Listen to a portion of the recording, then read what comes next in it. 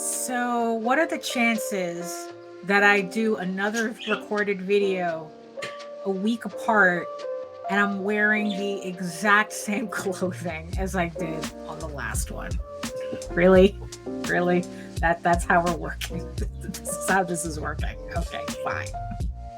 So the other day I was watching a live stream from Tyler Carpenter's Draw and Talk, and he was talking about creators who were complaining slash lamenting how their crowdfunding wasn't performing the way that they were used to, and what was going on and what they they could do to fix that. He had a guest on and they were going back and forth as to, like, the different types of marketing that could be done and everything.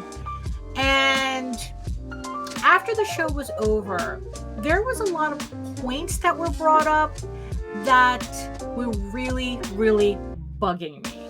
But of course, I figured I'd make this video to kind of sort through these thoughts, because what better way to think out loud than publicly on YouTube?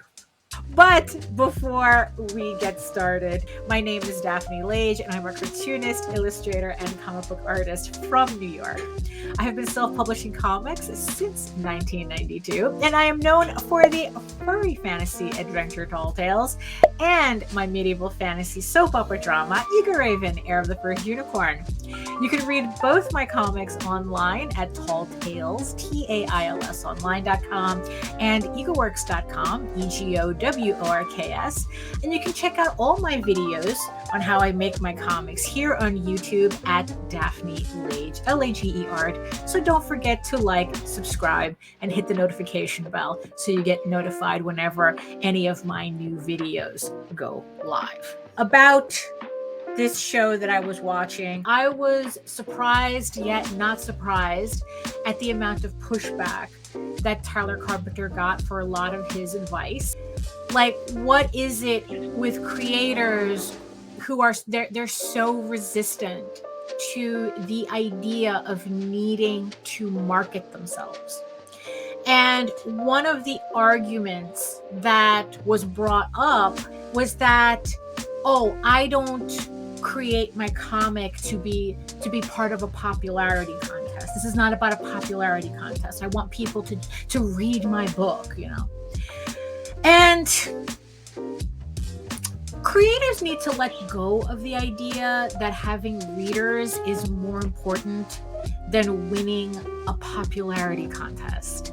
Marketing is a popularity contest, and you gain readers by getting more eyes on your books. You don't have a multi-billion-dollar media conglomerate behind you to do this work for you. So unfortunately, as indie creators, not only is that another hat that we have to wear, but yes, we do have to get our hands dirty in the mud of social media marketing, especially in the context that I'm talking about. The rules of marketing are simple, but in no way easy. It's up to you to decide if you're willing to do what you need to do to spread awareness about your book, and most importantly, understand who is the audience you need to speak to and how you need to speak to them. You can only blame the algorithm for so long before needing to realize that you are the common denominator. I think that that's kind of the feeling that I was getting from this video.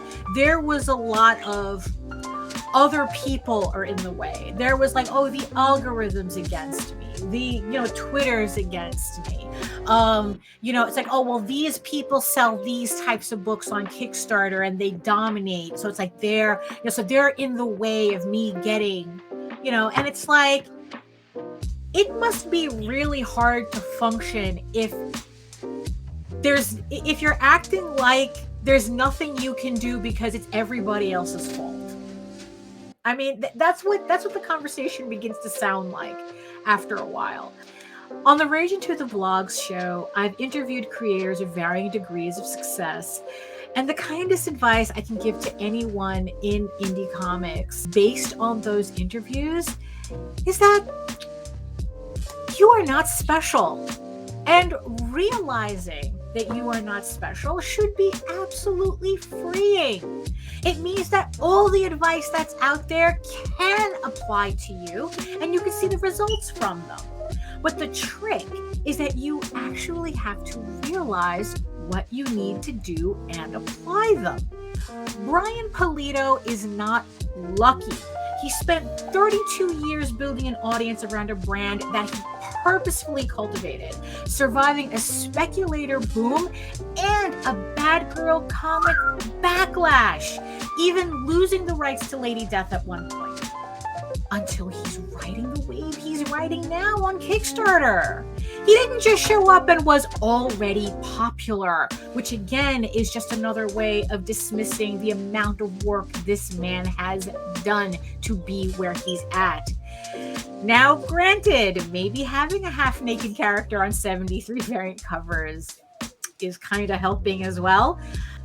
What he wanted to do and what the audience he built wanted to see from him meshed into a perfect circle.